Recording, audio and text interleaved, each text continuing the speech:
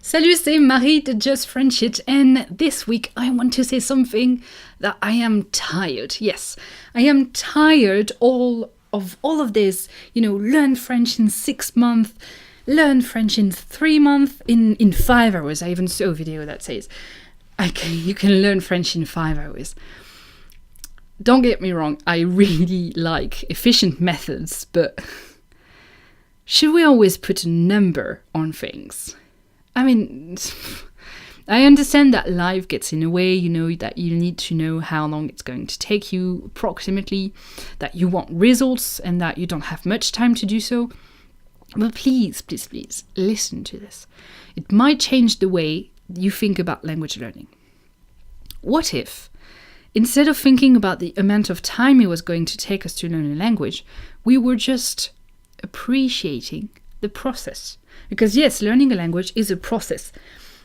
And there are plenty of reasons not to put a number on the time it'll take you to learn French or Italian or Russian. The reason number one is because the amount of time it's going to take you to learn a certain language depends. It actually doesn't really make much sense from a practical point of view anyway, to put a precise number on language learning, because it just depends on so many factors. The way you learn, if you have found the right method, if it's working for you, how much time you have to put into it, how much time you can concentrate, how much speaking practice do you have, what your budget is. So why trying to determine something that has so many factors and to put such a precise number on it? 5 hours, really? Reason number two, because it can be a source of stress and it's not comfortable. When you are putting a number of things, it's not comfortable. It's like trying to become fluent in French in 3 months. It's like trying to get in a pair of jeans in size 1 when you clearly a size 10. Why would you do that to yourself?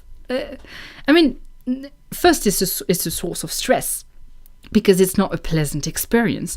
And in the end, if you end up with the dress on, like if you somehow manage to put yourself in the dress, not really fitting yourself in the dress, but it's not comfortable and you probably won't wear it anyway, right?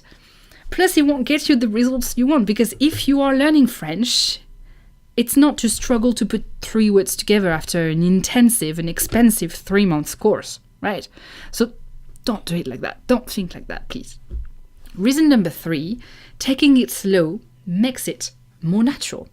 Our brain are not wired to register loads of info at the same time. We have an unconscious for that, because our conscious brain cannot do the whole process itself. School is the perfect example of that. For many people, you just forgot 99% of what you learned after a few years, right? If you don't use it. Why? Because one of the reasons that we forget so much is that it's too much in too short a period of time. And you've probably felt it before. When your brain is overwhelmed, I call it the brain bug. You just keep listening, but nothing actually goes through, and you usually have a blank expression on your face. And after 5 minutes, you realize, oh, wait, I don't remember why we are talking about that. It's because there's too much information. You just get overwhelmed, right? So when you take your time to actually register the information, well, you learn better over the long term, because what you learn has time to sink before you try to put new info in your brain. You get comfortable and then you move on to the next step. Over the long term, this means that you learn more efficiently, more naturally, and you won't have to struggle so much to make sense of the grammar you have memorized or the vocabulary you learned by heart. That was a really, really short podcast, but I hope that you remember the main idea of this is that slow learning is more natural and that you shouldn't try to cram so much information into short periods of time. And please stay away from the video that says, I haven't watched the video, I don't know what it is.